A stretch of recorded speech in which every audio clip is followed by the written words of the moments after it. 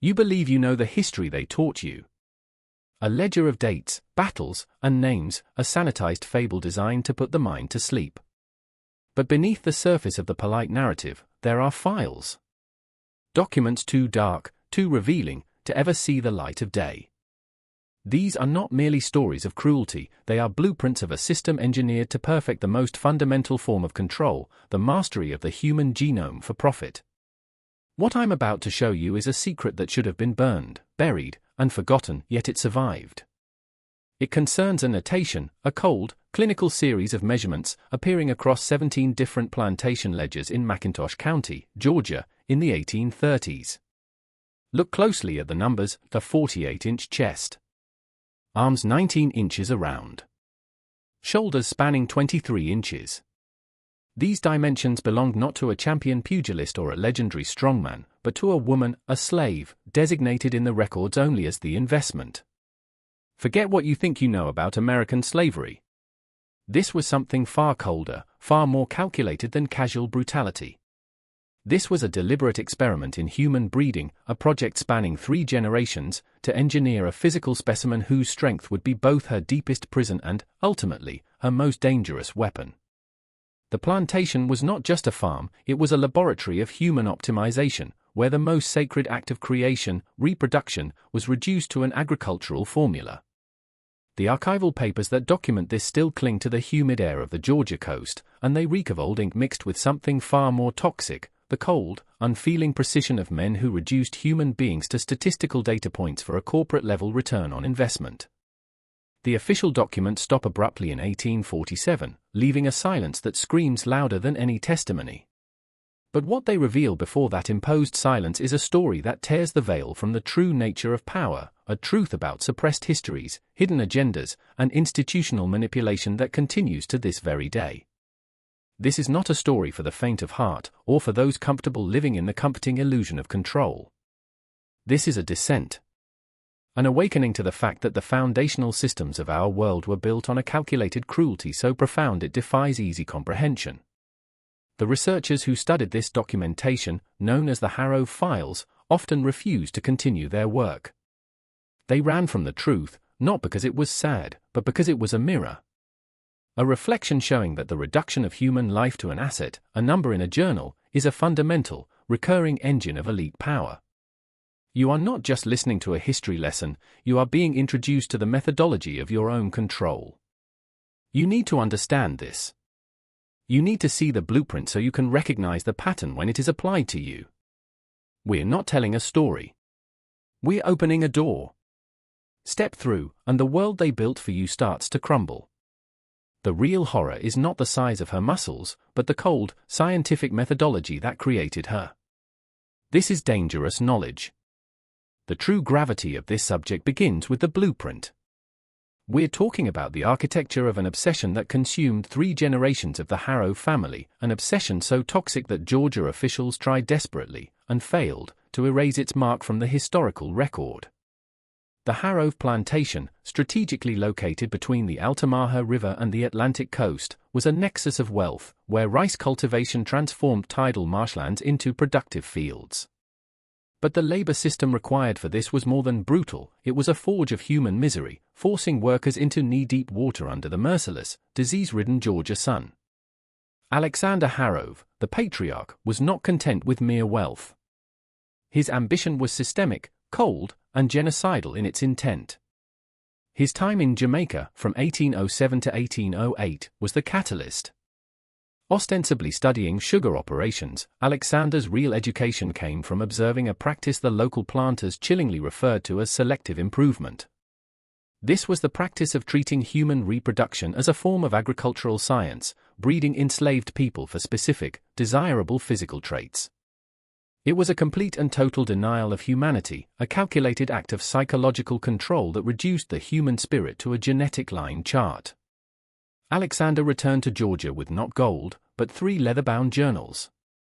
These were his gospel of control, filled with observations, measurements, and theoretical frameworks for human breeding. He documented successful pairings, noted hereditary physical characteristics, and developed his own twisted theories on how to enhance strength, endurance, and physical size across generations. This was a suppressed truth. The truth that the systems of wealth were not built on cotton or sugar alone, but on a scientific, intentional corruption of life itself. His own wife, Charlotte, found the journals disturbing. She refused to discuss them, a weak, moral protest that suited Alexander perfectly. He wanted no interference, no moral questioning, and certainly no sentimentality to weaken the pure, scientific objective of his work. This is the mentality of the architect of control: dismiss the moral voice, prioritize the cold outcome, and treat life as a resource to be optimized. The physical contrast on the plantation was a deliberate manifestation of this hierarchy. The main house, with its Georgian elegance, imported silver, and French crystal, stood in stark opposition to the crude, calculating misery of the quarters, a constant, physical reminder of who was human and who was property. Alexander's management wasn't just cruel, it was methodical. He kept one set of detailed records for plantation management, skills, health, capacity for work. But he kept a separate, forbidden set, locked in his study, that documented his improvement program. He was interested in one thing: constitutional vigor. The genetic capacity to withstand the harshest conditions without breaking. By 1815, the trap was set. The trap was more than just physical bondage, it was a genetic cage. By 1815, Alexander had identified specific families within his enslaved population that he deemed promising for his controlled, generational experiments. This wasn't simple tyranny, this was systemic psychological control enacted at the most intimate level of human existence. He began controlling who could form partnerships, deliberately separating couples who didn't meet his criteria, and forcing unions between people he believed would produce children with the desired traits. The chilling component here is the calculated nature of the cruelty. Alexander didn't act out of passion or a fit of drunken rage. He acted from a cold, scientific reasoning, where every forced separation and arranged union was a part of a larger, long-term plan, a perverse, generational research project. This is the hallmark of elite institutional manipulation, using cold logic to justify heinous acts, and thus, making the acts reproducible and scalable.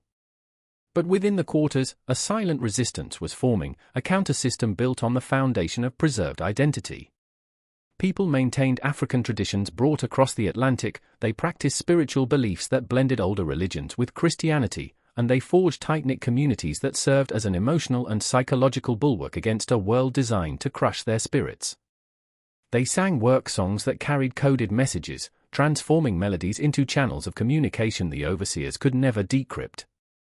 They told stories that preserved forbidden history and culture, turning oral tradition into a subtle but profound weapon. They developed sophisticated systems for sharing resources and protecting the vulnerable. They understood the power of the collective mind against the individual tyrant. Among them was a woman whose resistance was not in fighting, but in remembering. Her name was Zena. At 53, she was an elder, a midwife, and a healer, a living archive. Zena had survived the Middle Passage, she remembered freedom, and she kept that memory alive by teaching the younger generations about their heritage, their dignity, and the profound truth that their current condition was not natural or inevitable, but imposed by overwhelming, systematic force.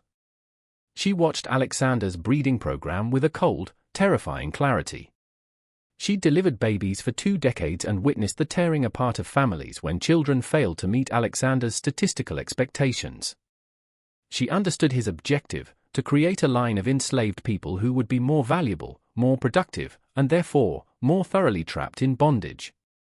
Zena believed that controlling human reproduction in this way violated natural law and would invite a consequence that Alexander couldn't possibly foresee, a consequence that would, inevitably, be paid in blood. Zena's power was the power of the archive. She couldn't stop Alexander Harrove with physical force, but she could combat his systemic lies with documented truth. Her resistance became an act of oral preservation. She passed information only to those she trusted, documenting every name, every date, every forced union, and every outcome, transforming memory into a living form of defiance. She taught the young to remember details, turning the act of recollection into a profound, subversive act against a system that sought to erase their individual humanity and replace it with a numbered designation. This is the lesson of true self-mastery, the ability to control your own narrative, even when your body is not your own. The system of control, however, was about to be inherited and intensified. Marcus Harrove, Alexander's son, born in 1802, was raised in an environment where his father's breeding program was not an aberration, but simply best practice plantation management. He never questioned the morality of treating people as livestock because it was the only system he knew, presented by his father as enlightened agricultural science rather than systematic dehumanization. This is how the hidden agenda perpetuates itself. It's normalized, inherited, and presented as superior knowledge. By the age of 15, Marcus was fully integrated, accompanying his father on inspections, learning to evaluate people with the same clinical detachment, viewing human beings as investments to be optimized. When Alexander died in 1825, Marcus, at 23, inherited the plantation and, more dangerously, the obsession. Newly married and determined to prove himself, he dove into his father's journals, believing he could improve upon the methods with more systematic observation and record-keeping. This wasn't merely continuing the work, it was scaling up the corruption of the human spirit. Marcus expanded the breeding program significantly, casting a wider, colder net across the entire enslaved population, identifying multiple family lines for selective, controlled breeding. He then made a critical move. He hired an overseer specifically for this purpose, a German immigrant named Klaus Reinhardt. Reinhardt was a man who had worked on a horse breeding farm in Pennsylvania, and he brought those same principles, the same cold, statistical evaluation, to human beings without a whisper of moral qualms. His record-keeping was meticulous, an ironic and sickening contrast. His handwriting was beautiful, almost artistic, a stark counterpoint to the horror he was documenting. He measured children starting at age 3, tracking their growth patterns, noting which ones showed early signs of strength or size. He evaluated adults for breeding potential, matching people based purely on physical characteristics, systematically overriding their own choices or feelings. The depth of this dehumanization is revealed in his journal entries, which read exactly like livestock records: male 23, height 6 feet 2 inches, chest 44, suitable for pairing with female 17 or female 19. Produce male child measuring 22 inch at birth. Above average. Continue monitoring. This is the chilling reality of institutional manipulation, when data becomes more important than life. Life in the quarters became a state of constant, systematic surveillance, turning every human action into a data point for the architects of control. The physical conditions were a calculated misery: small, leaking structures that baked in the 95-degree heat and humidity of the Georgia summer, where the workers wore clothing that chafed their skin and received rations designed to provide just enough calories to maintain work capacity, but never enough to improve overall health. The work itself was a form of methodical destruction. Rice cultivation meant constant labor in standing water, perfect conditions for the mosquitoes that carried malaria and yellow fever. Workers were hunched over for hours in flooded fields, their hands cut by sharp rice stalks, their bodies pushed to the brink of heat exhaustion. But for the families caught in the Harrove's breeding program, the burden was doubled. Their reproductive lives were controlled as carefully as their labor. Women were monitored relentlessly for pregnancy, examined by Reinhardt to ensure healthy development, and faced the immediate, terrifying separation from their partners if a pregnancy didn't occur within the expected, clinically defined time frame. The children born into this program were under constant evaluation, their bodies measured, documented, and their every developmental milestone recorded in Reinhardt's beautiful, deadly journals. This is the subtle, creeping control that destroys a soul, the knowledge that your own child is not a miracle, but an investment being monitored for its return. Yet, despite this totalizing system, a distinct culture of resilience flourished on the coastal region. Many of the enslaved population held Gullah Geechee heritage, maintaining linguistic patterns that blended African languages with English, a dialect that the overseers could not penetrate. They cooked traditional foods, maintaining culinary traditions that were living, invisible links to their African roots. They created complex art through basket weaving, using sweetgrass and palmetto fronds to make intricate patterns that carried symbolic, coded meanings. They maintained spiritual practices, music, dance, and ritual, to preserve a cultural identity that the Harroves were trying to genetically erase. They were fighting the war for human dignity with every meal, every song, and every hidden pattern. It was from this deeply resilient community that the central figures of Marcus Harrove's greatest experiment emerged. A woman known in the plantation records only as Dinina. She stood nearly 6 feet tall, a height extraordinary for any woman of the era, but especially remarkable in a population often stunted by poor nutrition. Born on the plantation in 1800, Dinina was 25 when Marcus took over. Overseers had noted her capacity for heavy labor, her resistance to common illnesses, and her unusual, innate physical strength. Her partner, listed only as Big Tom, measured 6 feet 4 inches and possessed an extraordinary, raw strength that made him valuable for the brute force tasks required by the plantation. Tom had been purchased from a Virginia plantation, separated from his family. A common strategy of the control system, atomize the family unit to prevent collective resistance. Tom arrived at the Harrove plantation consumed by anger and a profound grief, but in Dinina, he found an anchor, someone who understood loss and could help rebuild a human connection in a world designed to prevent exactly that. Marcus Harrove, the cold, ambitious engineer, saw not two human beings building a relationship, but the future of his breeding program. He believed that pairing two people with such pronounced, valuable physical characteristics would produce children who inherited the best traits of both parents, a genetic multiplier for his human stock. He approved their union, one of the few times the enslaved people's own choices aligned with the plantation management's breeding decisions, and he waited with keen, clinical anticipation for the result that would validate his superior, pseudoscientific theories. The culmination of this 3-generation experiment began on a March morning in 1826. As the pale dawnlight struggled to penetrate the cracks of the quarter's birthing room, Dinina went into labor. The birthing room was a small, cramped space, 10 feet square, with a dirt floor covered by straw. The air was heavy and stale, thick with the smell of sweat and the metallic tang of blood. Zena, the elder, the archivist of memory, was there to attend the birth, along with 2 younger women learning the trade. They moved around Dinina with a practiced, quiet efficiency, murmuring encouragements in Gullah-inflected English, a rhythm that carried the hidden language of their African ancestry, a last layer of defense against the totalizing control of the white overseers. Dinina bore the pain with a stoicism that spoke not of numbness, but of deep, internalized resistance.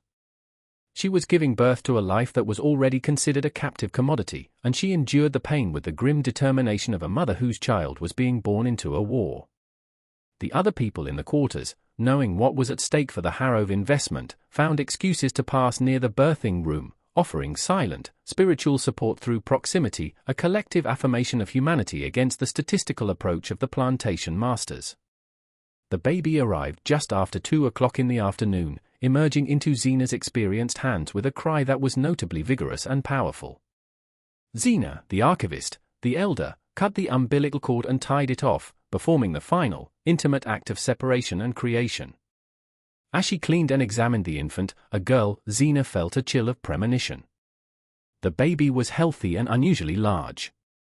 Even before proper measurement, Zena could see this was no ordinary infant. The baby's limbs were proportionally longer and more robust than average, her cries stronger and more sustained. Zena understood the gravity of what this exceptional characteristic would mean for the child's future. She understood that Marcus Harrove was not just hoping for an investment, he was seeking validation for a systematic cruelty that went back 3 generations. And within 2 hours, the cold, calculating system arrived in the form of Klaus Reinhardt. His arrival at the birthing room was unprecedented. Reinhardt's arrival was the system personified, violating the intimacy of the birthing moment with his clinical, cold presence. Overseers rarely involved themselves in births, their only concern was the preservation of plantation property. But Marcus Harrove had instructed Reinhardt to attend this particular birth personally, to document everything, and to provide an immediate, quantitative assessment of the child's characteristics. Reinhardt entered the small, sacred space with his journal and measuring tools, transforming the birthing room into a laboratory. He examined the infant with the meticulous attention of someone inspecting a valuable, high-yield asset, measuring her length with a cloth tape, noting the circumference of her head, chest, arms, and legs. He even weighed her using a scale normally reserved for tobacco leaves. This baby, only hours old, was not a miracle of life, but a subject of perverse scientific study. Dinina watched this entire clinical process with a deep, exhausted weariness. She had known this moment would come. She had understood throughout her pregnancy that her child would be the special interest of the Harroves. But witnessing the reality of Reinhardt's cold, detached assessment made the truth undeniable. A weight settling in her soul, her daughter was not truly hers. She was property of the plantation, an investment to be monitored and developed according to Marcus Harrove's toxic, systematic vision. The psychological violence of this moment was absolute, a mother forced to watch the scientific appropriation of her own flesh and blood. Reinhardt made his notations with a satisfaction that was clearly evident in his expression, the arrogance of the successful engineer. The baby measured 23 inches long, significantly above the 18 to 20-inch average for newborns. Her weight was a respectable 8 pounds, 3 ounces. But it was her length and the proportional development of her limbs that suggested the potential for the significant height and muscular development Marcus had been chasing for decades. Reinhardt wrote these observations in his journal, adding a clinical note that this infant represented promising initial results for the breeding program. He had just condemned this child to a life defined by her own physical potential. Before sunset, Marcus Harrove himself appeared, leaving the elegance of the main house to visit the quarters, an action that signaled the supreme importance he placed on this single birth. He stood in the doorway, too fastidious to actually enter the cramped, blood-stained birthing room, but close enough to observe the result of his lineage's obsession while Reinhardt, the dutiful engineer, reported his findings. This was the moment the three-generation agenda came to a head. The name they gave her was never recorded in the Harrove files. To them, she was merely female number 47, the apex of their human breeding experiment. But to Xena, and to her mother Dinina, she was the promise of a reckoning. This child, born into a system that sought to perfect her for perpetual labor, would eventually become the very force that threatened to break that system apart. The question was, what price would she pay for the strength they had engineered into her bones? The girl, female number 47, was immediately thrust into a life of calculated purpose. She was not raised, she was managed. Every milestone was tracked not as a point of parental pride, but as a data point in Reinhardt's meticulous journal. Her earliest development became a clinical study. As an infant, she was notably quiet but possessed an unusual motor strength. She was sitting up and gripping objects with startling force months ahead of her peers. Reinhardt would measure her head circumference and limb size with the chilling frequency of a scientist monitoring a test subject. This early surveillance was the first layer of psychological control, conditioning her life to external, cold standards, ensuring she never knew a moment of unmeasured, unexploited existence. Dinina and Tom, her parents, understood the danger of their child's exceptionalism. They knew that her strength, the very thing Marcus and Reinhardt desired, was a beacon that attracted the overseer's gaze. They tried, in small, almost imperceptible ways, to shield her. When she played with other children in the dirt outside the cabins, they discouraged her from overtly displaying her strength, teaching her to moderate her power, a grim, necessary lesson for survival. But the efforts were ultimately futile. Reinhardt's eye was everywhere, and he interpreted her reserve as discipline, further proving the success of the breeding program. He saw not a child, but a future machine of labor. By the time number 47 reached the age of 5, her physical difference was undeniable. She was taller and broader than all the other children her age, with a natural, coiled musculature that defied the meager diet and hard living of the quarters. This was the moment the institution began to formally appropriate her life. Marcus Harrove, intoxicated by the success of his genetic investment, ordered that number 47 be taken from her mother's direct care and placed under the supervision of a dedicated elderly enslaved woman named Mammy Clara, whose primary instruction was to oversee the child's diet and early physical conditioning. Mammy Clara was a woman caught in the agonizing conflict of the system. She was loyal to her community, yet forced to execute the will of the master. She did her best to mitigate the cruelty, ensuring the child received slightly better rations than the others, a small act of resistance disguised as compliance. But the conditioning had begun. Number 47's childhood was defined by intentional training. She wasn't allowed the unburdened play of other children. Instead, she was tasked with moving heavy objects, carrying water for the sick, and performing small, strength-intensive tasks that systematically developed her musculoskeletal frame. Marcus was effectively running a human athletic conditioning program, not for sport, but for maximized, perpetual economic output. He was demonstrating the ultimate, forbidden truth, that the control system will invest in you, not to elevate you, but to enhance your capacity to serve its agenda. The isolation of number 47 was not accidental, it was a calculated part of the control system. By removing her from the direct, protective influence of her parents and the communal life of the quarters, Marcus and Reinhardt sought to disconnect her from the narrative of resistance, the oral history Xena had worked so hard to preserve. They wanted to create a human who was simply a perfect tool, unburdened by the memory of freedom or the communal bonds of shared suffering.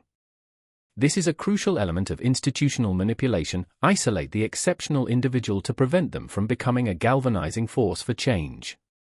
As number 47 grew, the measurements became more frequent, more detailed, and more chilling. Reinhardt's journal entries focused intensely on her bone density, muscle mass, and even her caloric intake versus her energy output. She was not a person, she was an equation, a living testament to the efficacy of the Harrove genetic selection program. By the age of 10, she was capable of performing tasks that challenged men twice her age. The other enslaved people watched her with a mixture of awe and profound sadness. They understood that her immense strength was not a blessing, but a curse, a chain forged not of iron, but of her own flesh. It was during this time that Xena, the archivist, began her own counter-education. She couldn't speak to number 47 openly, knowing that every word could be monitored or twisted. Instead, she used the language of the culture, the Gullah stories and spiritual songs. Whenever she was near the girl, Xena would sing songs with coded lyrics that spoke of ancestral strength, the dignity of the spirit, and the nature of imposed tyranny.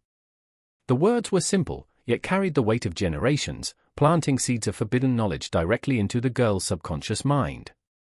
She taught number 47, through metaphor, that true power lies not in the size of the muscle, but in the UN-enslaved core of the self. The relationship between number 47 and her mother, Dinina, became a source of silent, deep pain. Dinina saw her daughter becoming exactly what the master wanted her to be, a perfected commodity. Yet, she could not interfere without inviting brutal reprisal. Their bond was reduced to stolen moments, a quick touch of hands in the field, a shared glance across the crowded quarters at night. These moments were not expressions of love, they were acts of willful remembrance, a fierce, internal refusal to let the system erase the maternal connection. The emotional weight of this separation was Marcus Harrove's greatest psychological victory. He had not just controlled her body, he had controlled the nature of her attachments. At 12, the institution formalized her labor. Number 47 was assigned to the most physically demanding jobs in the rice fields. The intention was clear: maximize the return on the Harrove investment. The transition to full-time, heavy labor at the age of 12 was not a shock for number 47, it was the inevitable finalization of the system's design. For years, she had been groomed for this role, a human engine for the rice cultivation process. While other children her age performed lighter tasks, number 47 was immediately placed in the most brutal sections of the tidal marsh, where the water was deepest and the work was the most backbreaking. She was strong enough to do the work of 2 men, and the overseers, intoxicated by the efficiency of the Harrove experiment, pushed her mercilessly. This is the dark logic of optimization: the system will exploit whatever superior capacity it engineers, until that capacity is fully exhausted. But her experience in the fields became an unexpected education. Being forced to work alongside Big Tom, her father, provided the only consistent, unfiltered access she had to her lineage. Tom, a man of profound but contained anger, could not speak openly, but his lessons were in action and silence. He taught her how to move in the water to conserve energy, how to handle the sharp rice stalks without cutting her hands, and how to use her own weight and leverage to make the heavy loads manageable. These were not just work techniques, they were lessons in self-mastery: how to survive, how to endure, how to utilize the power that had been imposed upon her. Tom was teaching her to control the control system through efficiency. Marcus Harrove, meanwhile, viewed her progress with a clinical, almost paternal pride. In his mind, number 47 was the ultimate proof of his family's theories, a living refutation of all those who clung to sentimental management. He began showing Reinhardt's journals, with the detailed statistics on number 47, to visitors and potential investors, using her as a corporate-level proof of concept. She was the centerpiece of his institutional narrative, the success story of human optimization. This action further sealed her fate, turning her from a mere slave into a public symbol of Harrove's calculated cruelty and forbidden knowledge. The greatest threat to this system of control came from an entirely different source, the body itself. Despite the brutal labor, number 47 was not shrinking, she was expanding. Her bone structure, developed through generations of selective pairing, was not breaking under the strain. Her muscles were growing, adapting to the immense, repetitive stress, becoming denser and more defined. The very investment Marcus had made, the enhanced physical capacity, was beginning to exceed the predictable bounds of his control. Reinhardt's measurements, which were once a source of satisfaction, began to take on an edge of unease. Her chest circumference kept increasing, her arms thickening beyond what the standard models predicted. The data was moving into an uncharted, dangerous territory. The discomfort in Reinhardt's journal entries began around 1835. They were no longer simply triumphant records of efficiency, they contained a new, subtle tone of anxiety. The data was showing an overperformance, a strength so immense it was becoming a logistical problem. For instance, number 47 was required to lift and transport sacks of harvested rice. When she first started, she carried a standard 50-pound sack. Within a few years, she was easily carrying 2, and soon after, she was observed lifting and moving 3, 150 pounds, with a noticeable, terrifying ease. This kind of strength threatened the predictability of the system, which relies on standardized effort and predictable physical limits. A predictable slave is a controllable asset, an unpredictably strong slave is a danger. The reaction of the overseers was predictable: punishment and overtasking. They did not reward her strength, they sought to break it, or at least, define its limit. They deliberately assigned her impossible tasks, forcing her to work faster, longer, and carry heavier loads than anyone else. They were trying to locate the breaking point, the threshold where the Harrove genetic design would finally fail. But the breaking point never arrived. She met every increased demand with the same stark, uncomplaining endurance. Her silence was not submission, it was a gathering of internal force. It was in this period that Xena's coded songs began to take on a deeper, more immediate meaning for number 47. The elderly woman's voice carried stories of the mighty ones, warriors and spirits who possessed strength beyond the human realm. The narrative, subtly absorbed in the field, began to give language and purpose to the physical aberration of her own body. She started to understand that her strength was not merely a product of the master's breeding program, it was a lineage of ancient, fierce power that had been momentarily co-opted. This was the true genesis of her self-mastery, the realization that her existence was not defined by the Harrove journal, but by the unbroken history preserved in Xena's songs. The most profound realization was a psychological fracture from the control system. The system had designed her to be the most efficient servant, but by doing so, it had accidentally armed her with the capacity for the most absolute resistance. She looked at the other men and women, broken by the labor, and she looked at her own body, which remained frustratingly, terrifyingly unbroken, and the distinction became clear. Her unique state was a privilege of a different kind, the privilege of being a weapon, waiting for the right moment and the right target. The forbidden history she began to absorb was the story of how oppression accidentally forges the means of its own destruction. Her strength was a hidden truth in plain sight.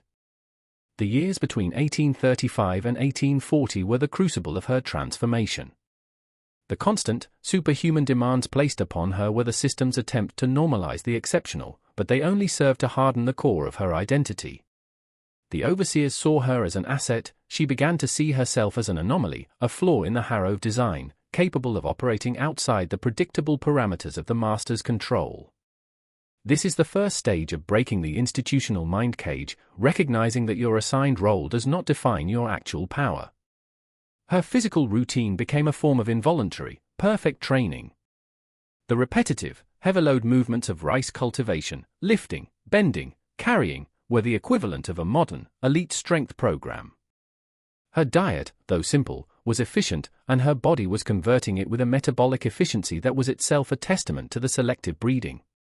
Her measurements at this time were the most extreme recorded: 48-inch chest, 19-inch arms, 23-inch shoulders.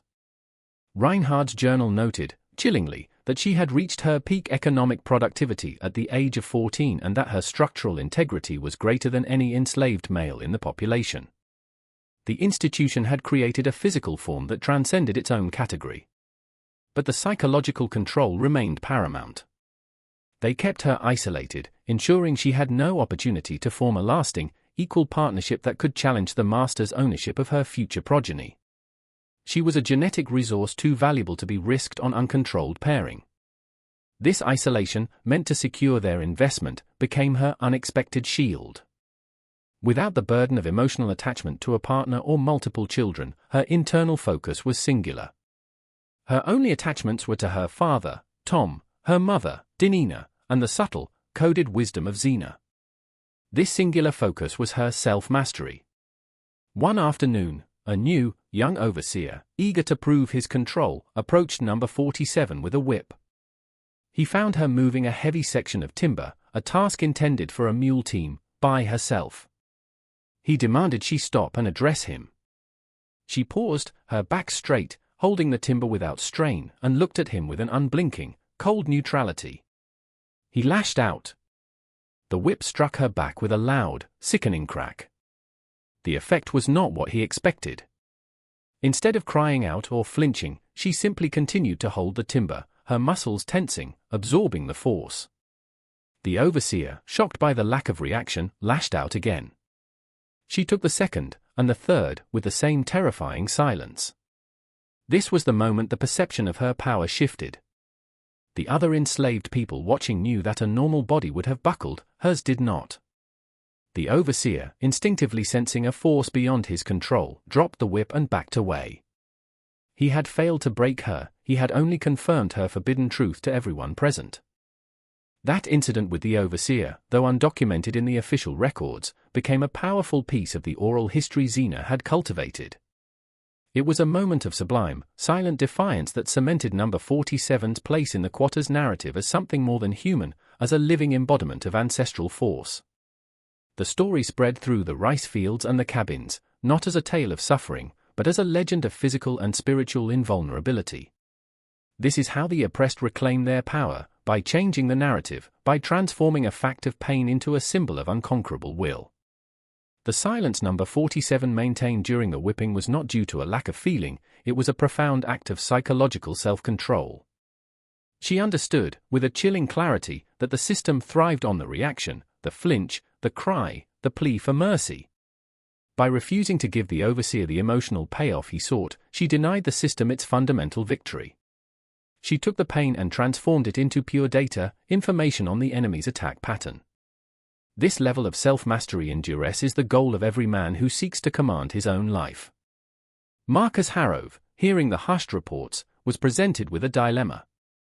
He could not punish his most valuable asset without risking the investment, yet he could not allow such an open display of defiance to go unaddressed.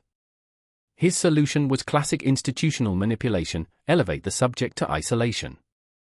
He transferred number 47 out of the rice fields and assigned her to work in the plantation's forge and lumber yard, tasks that were solitary and required immense, specific strength, like splitting dense oak logs or managing the massive bellows of the forge.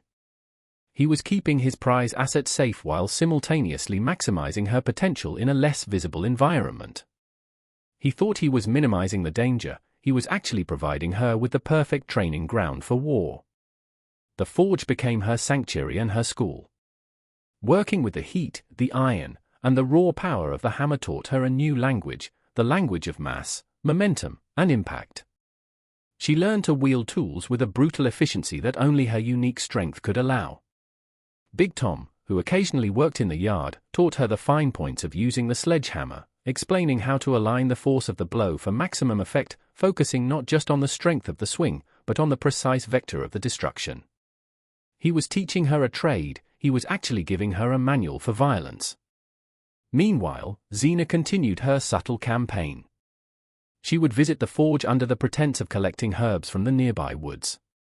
Her conversation with number 47 would be simple, often about the weather or the health of the community, but always laced with a single, powerful, coded message, a philosophical principle of resistance.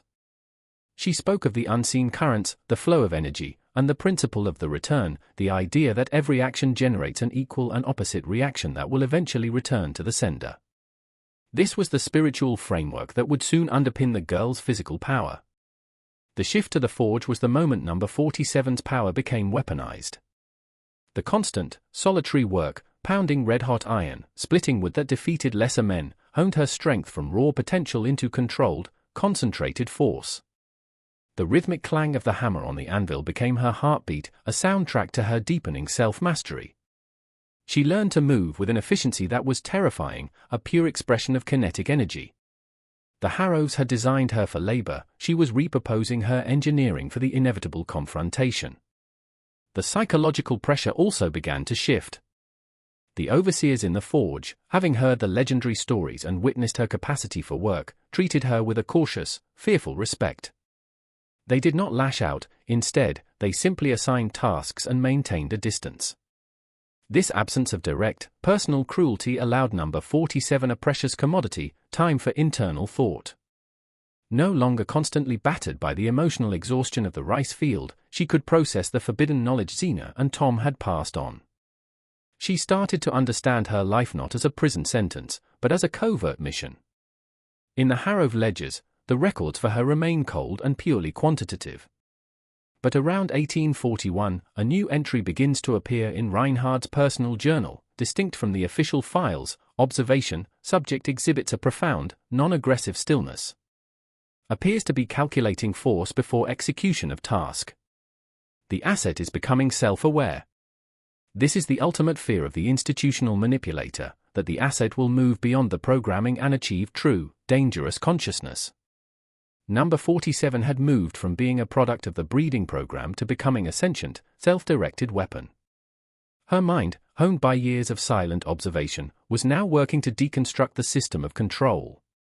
She studied the plantation's logistics, the rotation of the overseers, the locations of the hidden stores of weapons, the daily routines of Marcus Harrove, and the location of Reinhardt's study, the room that contained the 3 generations of journals, the blueprint of her existence. She knew that if she was to strike a blow that mattered, it couldn't just be an act of rebellion, it had to be an act of institutional sabotage. The target was not the people, but the knowledge that defined their power. She began to practice subtle acts of micro-sabotage in the forge. Tools were sharpened beyond specification, making them brittle and prone to snapping under normal use. Necessary pieces of equipment were meticulously, but invisibly, weakened. She was turning the Harrove's own inventory against them, using her expertise to create systemic failure points that would manifest weeks or months later. This was a lesson in elite power: the most effective action is not always the most obvious. It is the one that destroys the enemy from the inside out. Her life was now a long-form operation aimed at the heart of the institution. The year is 1843. Number 47 is 17, at the absolute physical apex of the Harrove genetic design. Her appearance is a living paradox, a woman of startling size and dense musculature, yet she carries herself with a preternatural, almost monastic stillness. She is the embodiment of the suppressed truth that the strength necessary to endure the system is the exact same strength required to annihilate it. This is the truth that the architects of control spend their lives trying to keep hidden from the world. Marcus Harrove, unaware of the sentient weapon he had honed, decided it was time to move to the final, critical stage of his breeding program, reproduction. His intention was to pair number 47 with a man from a neighboring plantation, an enslaved male known for his immense stature, who had been acquired by a competitor of Harrove's, a man named Sterling.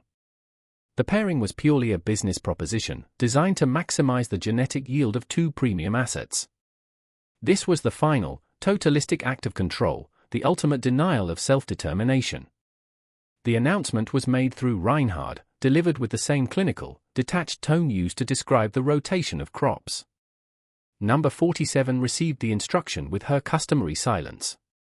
But inside, the final lock of the mind cage shattered. The forced labor, the measurements, the isolation, all of that was a tolerable, survivable cruelty.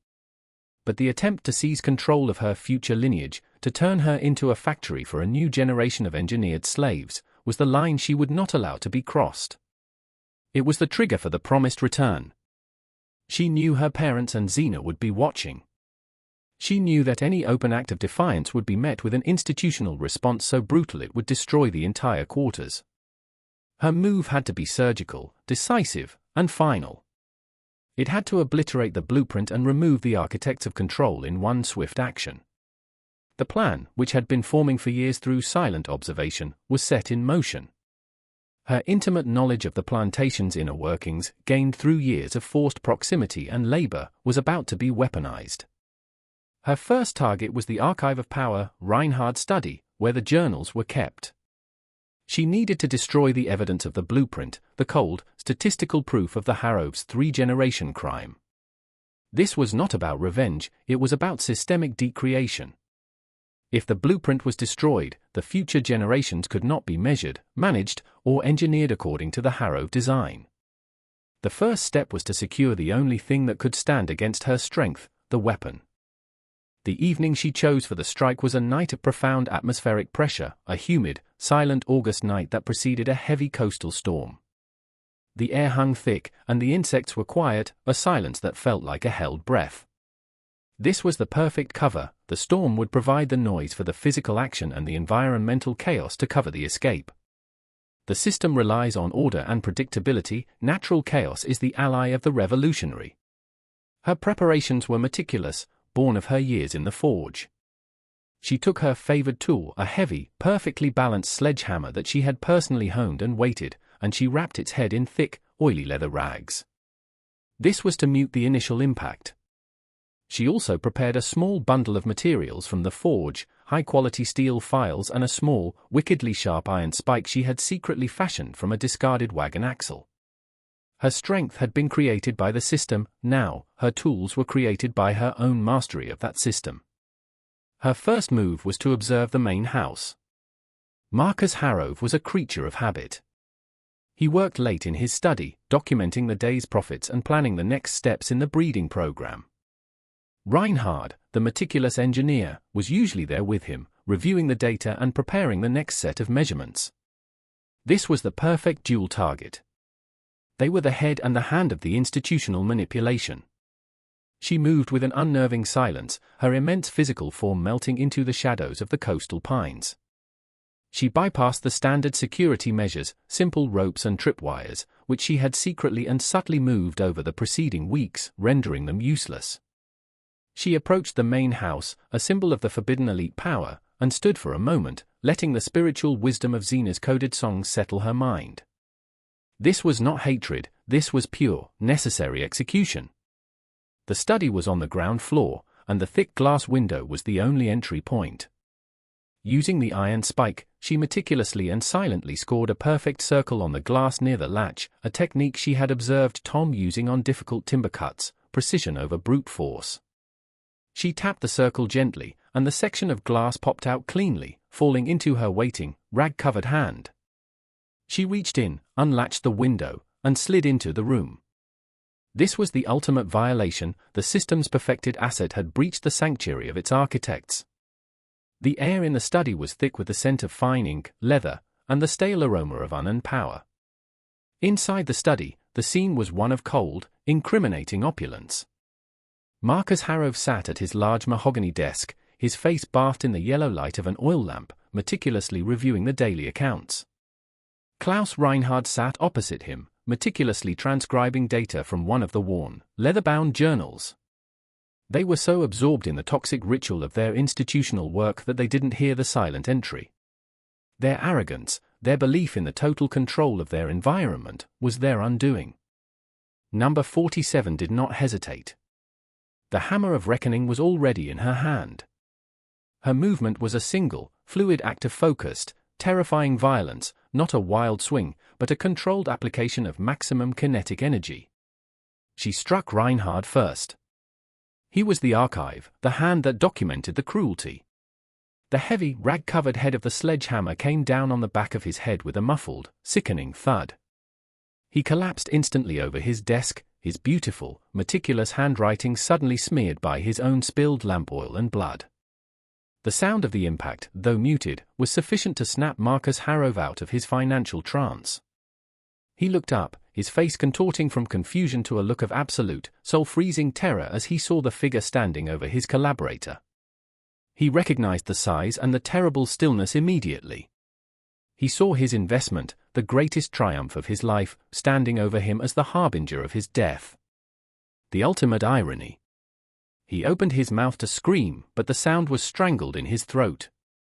Number 47 turned to him, the sledgehammer now uncovered, its polished head gleaming faintly in the lamplight. She didn't speak. She didn't need to. Her eyes conveyed a clear, cold, absolute judgment, the accumulated, generational debt of the Harrove family being called due in a single moment. Her second strike was delivered with the same terrifying precision. This time, she aimed not for the head, but for the center of his control, the desk. She brought the hammer down with the full force of her engineered strength, not on Harrove himself, but squarely on the center of his mahogany desk, right on the financial ledgers he was reviewing. The wood exploded with a deafening crack that echoed the storm outside, splintering the surface and sending ink, papers, and the lamp flying. Harrove screamed, scrambling backward on his chair, his eyes fixed not on his assassin, but on the destruction of his beloved accounts. The destruction of the desk was a symbolic strike against the foundation of Harrove's identity, the reduction of humanity to a balance sheet. Number 47 had not just attacked the man, she had attacked the system of value he represented. As Harrove scrambled in terror, she ignored him. Her primary mission was the obliteration of the blueprint. She moved immediately to the large, bolted safe hidden behind a painting of a peaceful coastal scene, a piece of institutional deception she had located months ago. Harrove, paralyzed by the shock of the attack and the destruction of his records, could only watch, hyperventilating. The heavy door of the safe was secured with an old, complex combination lock. But number 47 didn't need the combination. She had a better understanding of force and structural failure than any safemaker. Using the iron spike she had fashioned in the forge, she began to focus her attack.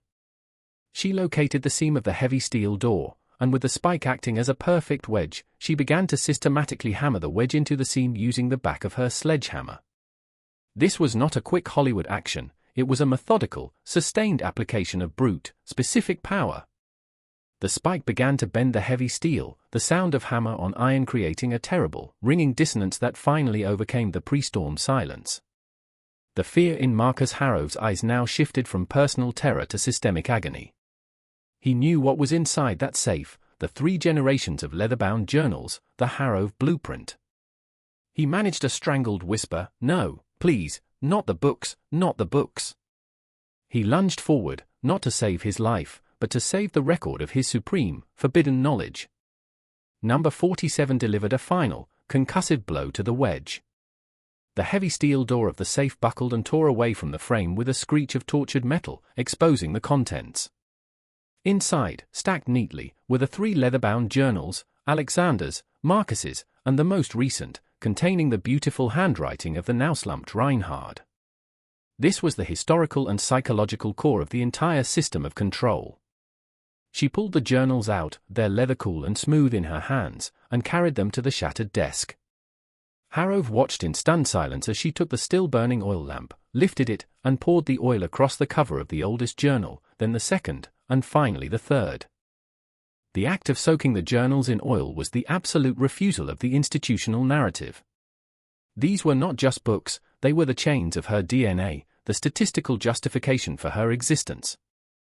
By destroying the blueprint, she was claiming the unwritten, unrecorded future for her lineage. The smell of the oil was sharp and acrid in the heavy air. Number 47 lit a splinter of wood from the shattered lamp's wick, now burning faintly on the floor, and dropped it onto the oiled leather. The journals did not burst into flame, they began to smolder, then catch slowly, the leather curling and crackling, the pages turning black at the edges, the meticulous, cold handwriting being consumed by the fire. The forbidden history was being erased by the very subject it had sought to create.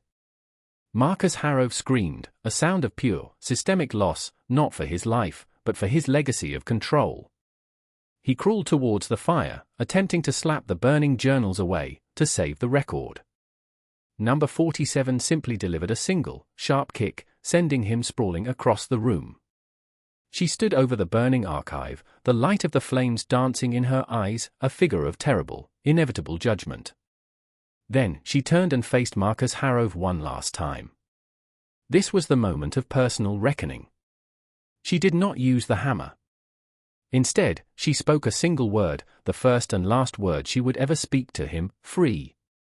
She then took the sledgehammer and brought it down one last time, not with force, but with a finality that ended the Harrove line of institutional manipulation forever. Harrove's body convulsed once and was still. The house was now silent, save for the crackling of the fire consuming the 3 generations of toxic record-keeping. The head of the system was severed. Her final act in the study was to find the key to the outside lock, the lock on the main house's front door. She took the key, not to lock the door, but to signal the breach to the outside world. She placed it deliberately on the mantel, in plain sight, a cold, clear message to the coming investigators: the system was breached from the inside, by its own creation.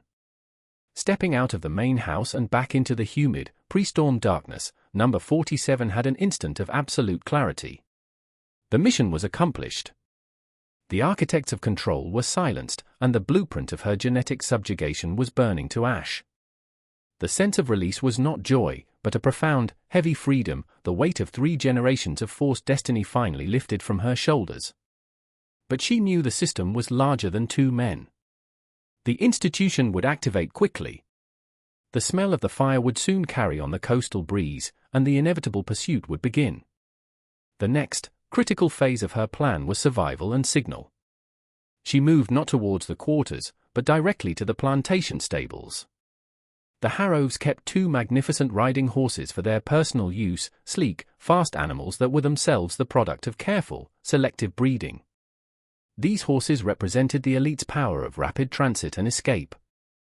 She was taking the tools of the master's mobility for her own flight. Again, her strength and knowledge from the forge came into play. She did not waste time with saddles or bridles. She simply used a heavy rope halter and a blanket for a makeshift saddle, knowing that a professional saddle would slow her down and be unnecessarily complex to secure in the darkness. She freed both horses, mounting the larger of the 2 with an agility that belied her mass. She was not a skilled equestrian, but she possessed the intuitive understanding of brute force and balance that made her capable of controlling the powerful animal. Her path was not the main road. She rode the horse directly into the tidal marshlands, the very fields where she had spent her childhood in forced labor. This was her home ground, her advantage. She knew the hidden channels, the stable banks, and the treacherous, deep mud pits that the Harroves and their overseers avoided. She was using the forbidden knowledge of the terrain to create an immediate, impenetrable barrier between herself and her pursuers. The heavy, muscled horse, capable of traversing the difficult terrain, struggled at first, but she controlled it with a quiet, decisive pressure. As she vanished into the dense, mosquito-ridden marsh, the first faint light of the fire began to illuminate the windows of the main house. The signal had been sent. The system was on fire, and its greatest creation was loose in the chaos. This was the ultimate act of self-mastery, creating your own escape route using the very environment designed to imprison you. The sound of the approaching storm, a low, distant thunder, began to mix with the first alarm bells from the quarters. An enslaved boy, seeing the unnatural glow in the direction of the main house, raised the alarm. The overseers and the remaining house staff began to gather, their confusion and terror palpable. They saw the fire, the wide-open front door, and the absence of the 2 horses. The magnitude of the violation was instantly clear. Number 47 did not look back. Her focus was on the immediate task, establishing the distance. She knew the system would eventually track her, but her use of the marsh had bought her a critical window of time. The mud would destroy the scent trail for the hounds, and the treacherous footing would force any mounted pursuer to take the long, predictable road. She rode for 3 grueling hours through the marsh, emerging only when the first, heavy drops of the coastal storm began to fall, perfectly washing away her final tracks.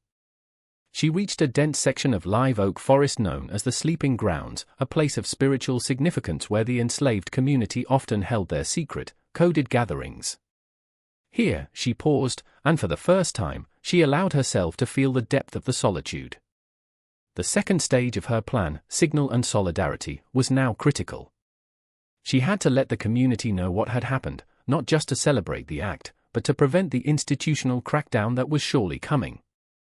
The Harrove's death would lead to a period of chaos, which could be exploited, or it could lead to a massive, indiscriminate act of revenge against the entire enslaved population. She released the second horse, a message in itself, and led the first horse to a hidden, prearranged spot deep in the woods. She then began her trek, not back toward the plantation, but in a wide, semicircle that would bring her to the edge of the quarters after the initial chaos had subsided.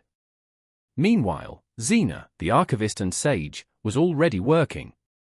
She watched the panic unfold, the confused movements of the overseers, the desperate attempts to contact neighboring plantations. She knew instantly who was responsible. She began to move through the quarters, her voice quiet but firm, spreading the official, coded narrative: the fire was an act of God. The master's records are gone. The woman is gone, and the way is open. She was turning an act of violence into an act of liberation and self-preservation, using the suppressed knowledge of the community to control the institutional reaction. The system's first response was confusion, then panic, then brutal overreaction. With Marcus Harrove and Klaus Reinhardt dead, the immediate chain of command was severed. The remaining overseers, men used to following explicit orders, were suddenly rudderless. They feared not just the missing woman, but the consequences of reporting the failure. The truth, that a slave bred for labor had single-handedly annihilated the two principal architects of the plantation, was too terrifying to admit. Xena's narrative took hold: divine retribution. It was a story the enslaved community instantly adopted because it was both empowering and a defense mechanism. By attributing the event to a higher, uncontrollable power, they inoculated themselves against the system's immediate, indiscriminate revenge. The overseers, seeing the fire and the massive destruction of the safe, quickly chose to report a break-in by unknown abolitionists, a systemic lie designed to cover the shocking truth of their own vulnerability. This is how the hidden agenda works, by manipulating the facts to preserve the illusion of absolute control. Number 47, hidden in the woods, watched as the neighboring plantation owners and the county sheriff arrived, a convoy of white, institutional power. They converged on the scene, and her analysis was confirmed. They were focused entirely on the crime scene, the property, and the missing horses. They were looking for an external enemy, failing to recognize that the enemy had been cultivated in their own fields. Her mission now shifted from systemic sabotage to identity transformation. She had to shed the designation female number 47 entirely and assume a new, self-created identity. She was no longer a subject of the Harrove files, she was a sovereign force. She spent the day in the sleeping grounds, her self-mastery absolute. She found a deep spring, washed the soot and mud from her body, and performed a small, silent ritual of shedding the past. She took the single, personal item she had carried, a small, smooth river stone given to her by her mother, Dinina, during a stolen moment in the fields. She held it, a physical anchor to her humanity, and then, she walked. Her steps led her not north toward the conventional path to freedom, but south, toward the deep swamps of the Florida Territory, a wild, untamed land that was the geographic antithesis of the plantation's ordered control. She was walking into the UN-mapped, the unknown, choosing a path where her unique strength and survival skills would be assets, not burdens. She was choosing absolute wilderness over predictable civilization. The path south was a deliberate rejection of the known escape routes. Every man seeking elite knowledge and true self-mastery understands that the well-worn path is the most heavily policed. The system of control always anticipates the predictable movement of the rebel.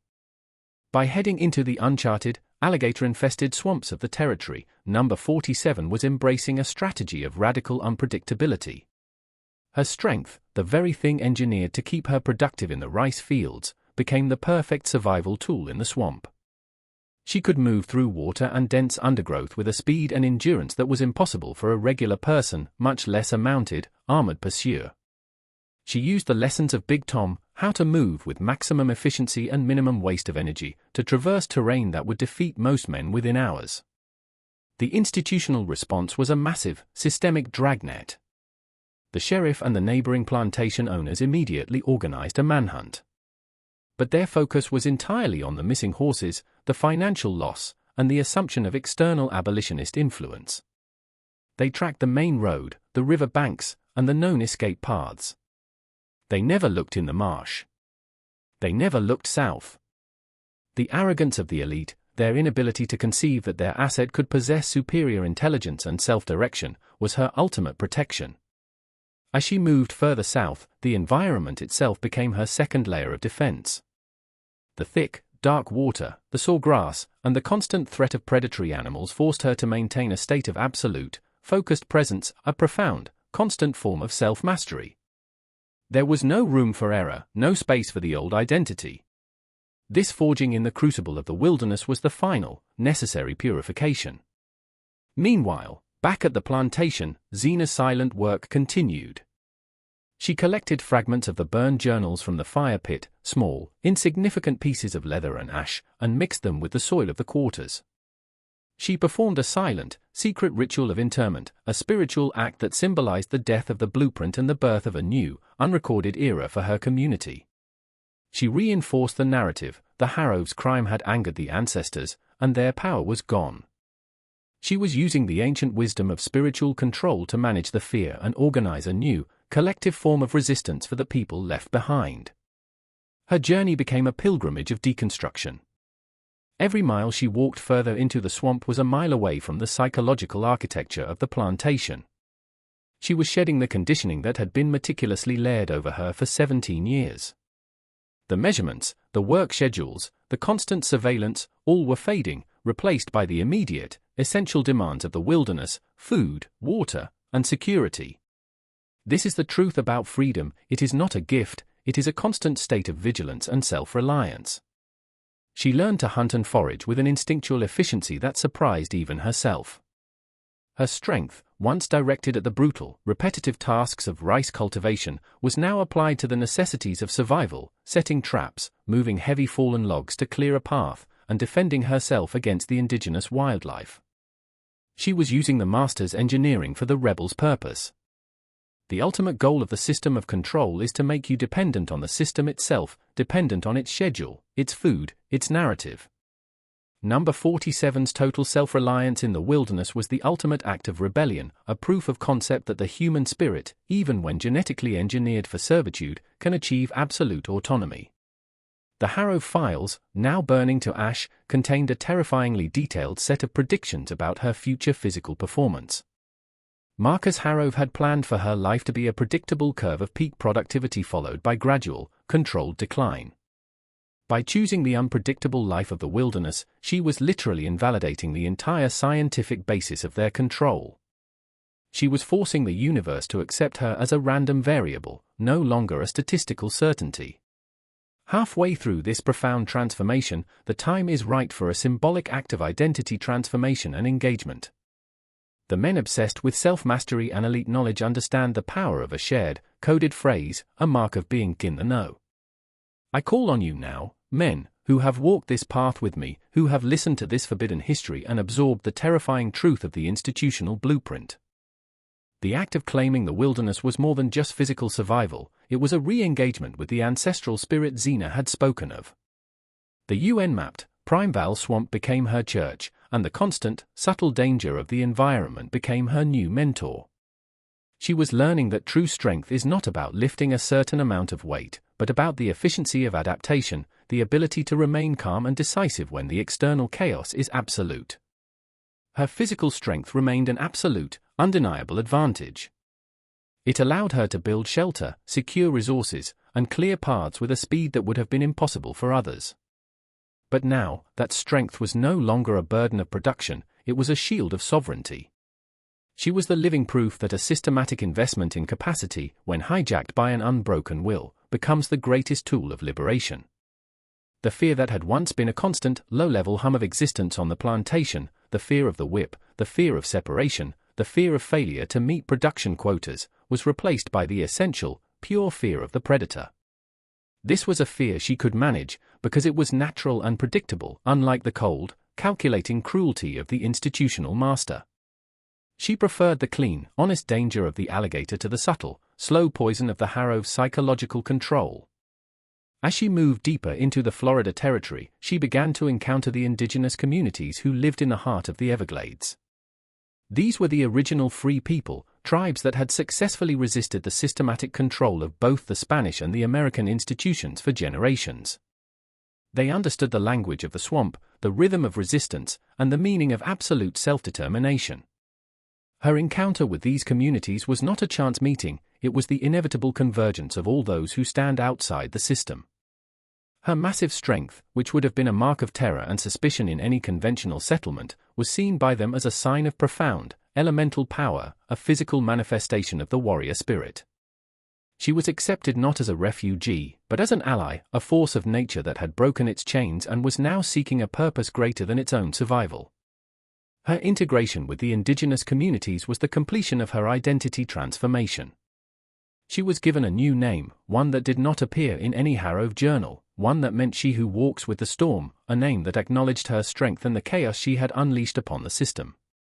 The systematic, cold identity of female number 47 was now permanently dead. In this new community, she learned a different kind of self-mastery, the mastery of collective wisdom.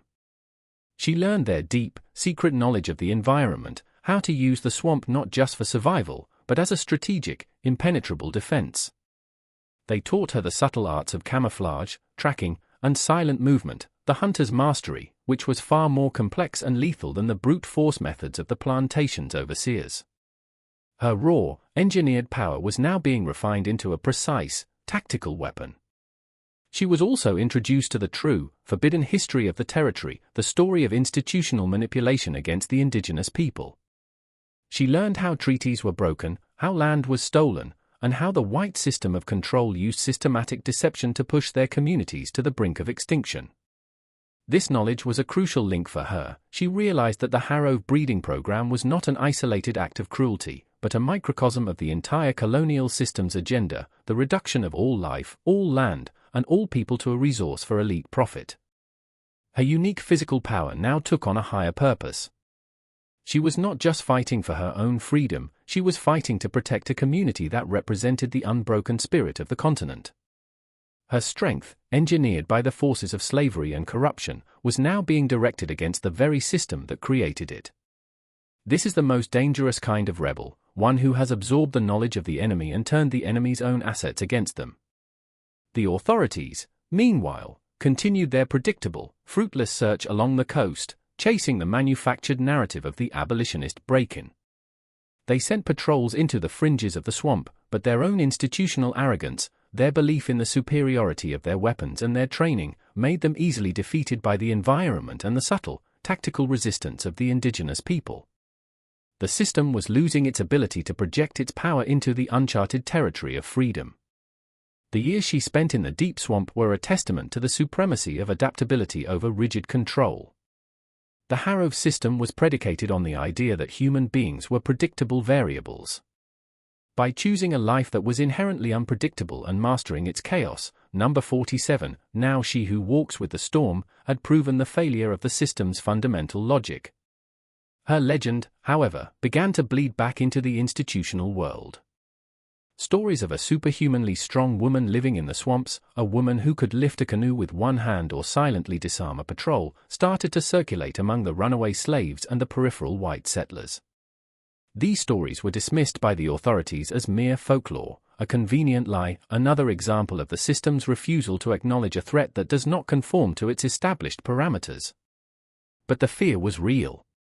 The knowledge that a weapon of this magnitude existed, a living symbol of broken chains and unleashed power, began to act as a spiritual catalyst for the enslaved populations on the surrounding plantations. Her story, passed in hushed tones, became a powerful, coded message of hope. What the master creates can be used to destroy the master. This was a profound, suppressed truth leaking into the control system. Her focus, guided by the collective wisdom of her new community, now turned to proactive resistance. They realized that simply surviving in the swamp was not enough, they had to act as a wedge against the expansion of the plantation system. Her strength became the final line of defense against the patrols and surveyors who sought to annex the swamplands for new rice and cotton fields. In one documented incident, though attributed to a group of rogue Indians, a heavily armed surveying team was ambushed. Their equipment was systematically destroyed, not with bullets, but with clean, massive strikes that shattered the steel tripod heads and bent the thick iron chains of their gear. The surveyors themselves were released, terrified but unharmed, with a clear, silent message: the boundary of the plantation system was marked by an insurmountable force. This was the strategic use of fear and symbolic power, a direct challenge to the institutional agenda of expansion. The institutional agenda of the time was relentless expansion, a core mechanism of the system of control. The Florida Territory, vast and UN-policed, represented the next frontier for the plantation owners. The ability to push the boundaries and annex new land for cultivation was directly linked to the perpetuation of the breeding and labor system, the continuation of the Harrove ideology, even after the Harroves themselves were gone. Number 47 and her community understood this fundamental truth: the only way to achieve lasting freedom is to stop the system from expanding. Every act of resistance became a strategic blockade against the financial and physical advancement of the institutional power. Her personal mission had evolved from a singular act of revenge into a collective act of counter-control. She was now a master of unconventional warfare.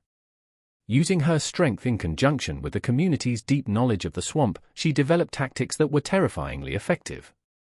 They would wait for the surveyor teams or small, exploratory patrols to enter the deep swamp, and then, using the terrain as a weapon, they would execute rapid, surgical strikes. They never fought to the death. Their goal was to inflict fear, destroy equipment, and render the territory ungovernable. Her signature became the clean destruction of tools and structures. The system relied on technology, the chains, the plows, the surveying instruments, to enforce its will. By systematically annihilating the tools of control with her brute, engineered force, she was creating a psychological and physical boundary that the plantation owners could not cross. The fear became self-perpetuating: a destroyed plow could be replaced, the knowledge that a superhuman force had destroyed it could not be erased. The story of the Harrove files, meanwhile, had not died entirely.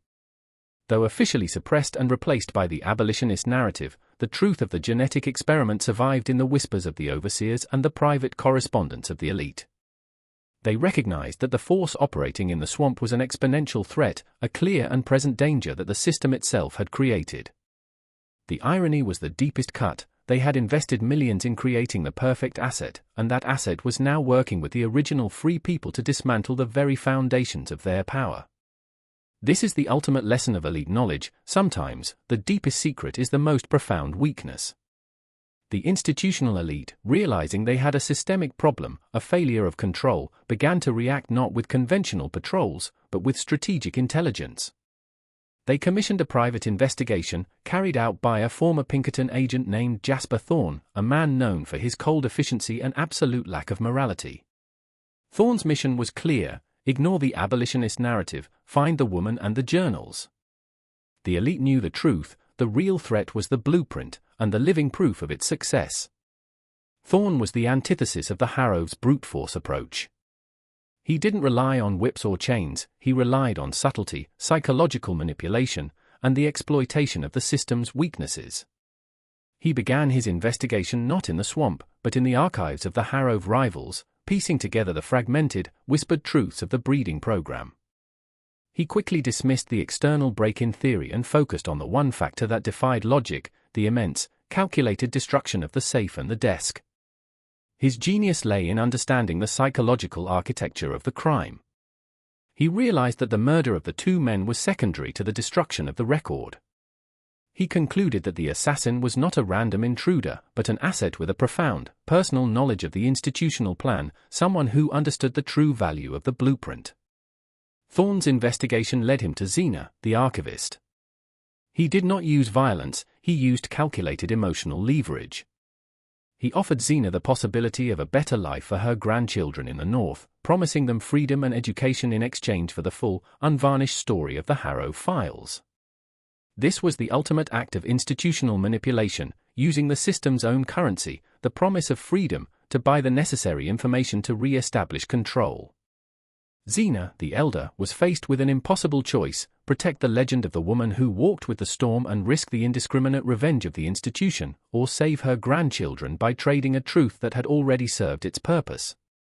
After a week of agonizing deliberation, she made the pragmatic, terrible decision. She gave Thorn the full, oral history, the story of Dinina, Tom, Reinhardt's measurements, and the ultimate act of vengeance. She revealed that the woman was now in the deep swamp. With Zena's testimony, Jasper Thorn had the suppressed truth, the full, unvarnished story of the Harrove breeding program and the existence of number 47. He possessed the full narrative that the elite desperately needed to destroy. Thorn realized that simply killing her was not enough, the legend would survive. He had to capture her, display her, and subject her to a final, public act of institutional resubjugation to prove that the system's control was absolute. He hired a team of professional bounty hunters, men who were ruthless, silent, and experts in tracking through difficult terrain. He equipped them with the most advanced tools of the time, tracking hounds bred specifically for the swamp, and new, high-powered rifles with specialized ammunition. This was the final, institutional attack, an attempt to bring the full weight of technological and mercenary force against the unbroken human spirit. The bounty hunters found the edge of the swamp and began their relentless pursuit. They were prepared for all the natural defenses, the heat, the water, the wildlife. But they were not prepared for the sentient, tactical genius of their target. Number 47 and her community watched the intrusion, their combined knowledge turning the swamp into a lethal, layered defense. The first tactic was environmental weaponization. The hunters' canoes were systematically sunk by invisible snags she had secured beneath the surface, forcing them to wade and slow their progress. Their supply caches were not stolen, but ritually destroyed, the contents smashed or tainted, leaving a message of superior, mocking power. This was a psychological war fought with the terrain. The pursuit became a slow, agonizing crawl, a testament to the superiority of self-mastery over institutional training. The bounty hunters were exhausted, demoralized, and constantly on edge. They were hunting a legend, and the swamp itself seemed to be fighting them. They began to see the imprint of her immense strength everywhere. Massive logs moved aside as if they were twigs, clear paths through impossible density, and the deep, unmistakable impression of a single, massive footprint in the soft mud. The fear of the unpredictable anomaly was setting in. The final confrontation was a battle between two competing visions of control, the institutional, technologically superior force, and the self-mastered, environmentally integrated human weapon. Number 47 chose the site of the final stand, the dense, low-lying section of the swamp where the water was deep, the visibility was near zero, and the ground was a treacherous web of roots and sinkholes. She was fighting on her own terms, turning the environment into her ultimate tactical advantage. She separated the bounty hunters, using their own eagerness and desperation against them. She would allow a single hunter to catch a glimpse of her, leading them into a position where they were isolated and vulnerable. Then, she would strike. Her attacks were not about killing, they were about disarmament and incapacitation. In the thick, suffocating water, a massive figure would rise from the depths, and a powerful arm would deliver a single, non-lethal, incapacitating blow, a punch to the sternum, a strike to the knee. She moved with a speed that defied her size, a blur of muscle and water. Her weapon was always the same, the perfected architecture of her own body. She was defeating them with the very strength the Harroves had engineered. The bounty hunters, trained only for conventional warfare, broke down under the pressure of the unseen, invincible enemy. They began to fire wildly into the swamp, the sound of the rifles echoing in the terrifying silence, wasting their ammunition on the shadows. They were fighting a ghost of their own making, the collective fear of the broken system. In a final act of strategic disarmament, number 47 located and attacked the lead hunter, the one carrying the map and the high-powered rifle. She rose from the water, her figure suddenly massive and terrifying, and before he could even raise his weapon, she had wrenched the rifle from his grasp. She did not break it or destroy it, she simply bent the steel barrel around a thick cypress tree, a final, silent, impossible signature of her power. She left the man with a warning, "Go back. The path is closed." Section 32. The broken, demoralized bounty hunters crawled out of the swamp and delivered their report to Jasper Thorn. They spoke not of a woman, but of a demon of the water, a creature of impossible strength that defied all rational, institutional explanation. Thorn, the pragmatic intelligence agent, listened to their wild tales, but he focused only on the bent rifle barrel. He understood the message. The engineered human anomaly was not only self-aware, but capable of defeating the system's superior technology with its own superior physical force. Thorne knew the institutional truth: the problem had become too big for a private solution. He delivered his final, coded report to the elite plantation owners and the state officials. The report did not focus on the murders of the Harroves. It focused on the bent rifle, the destroyed equipment, and the unbreachable nature of the swamp. His conclusion was stark and simple: the investment has gone feral. The asset is a total loss, and the loss cannot be mitigated by force. The territory is lost. The institutional response was one of total, self-preserving suppression. The story of the Harrove breeding program was permanently erased from all official public records. The land was quietly sold off, broken into smaller parcels, and the state-level officials were instructed to declare the deep swamp an uninhabitable, disease-ridden territory, a systemic lie designed to create a physical and psychological barrier to further exploration. The hidden agenda was not to destroy the woman, but to bury the truth of her existence. Number 47 and her community had won a strategic, psychological victory. They had not just escaped, they had forced the system of control to draw a line around their freedom, to declare their territory ungovernable and off-limits. Her strength, born of cruelty, had become the unconquerable wall of a new, sovereign nation. Her life had become the ultimate, suppressed truth, that the most profound control system in history, one built on genetic optimization and economic exploitation, could be shattered by the self-mastered will of the very asset it sought to perfect. She was a living monument to the power of the anomaly. Section 33. The remaining records of the Harrove plantation stop abruptly in 1847. The silence is the final, institutional admission of defeat.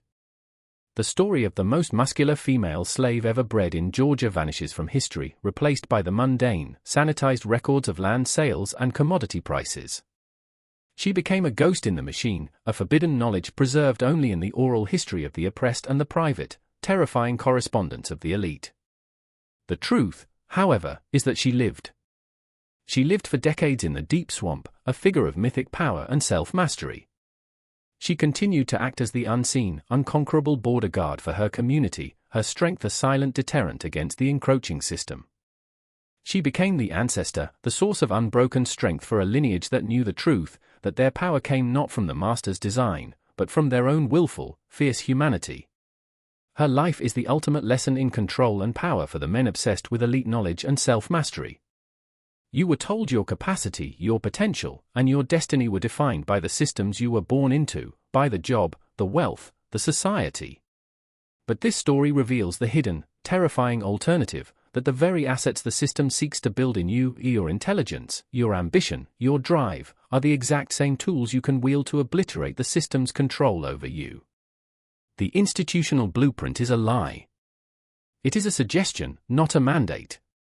The moment you achieve absolute self-mastery, the command of your own mind, your own narrative, and your own engineered strength, you become an anomaly, a random variable, a force too unpredictable to be controlled.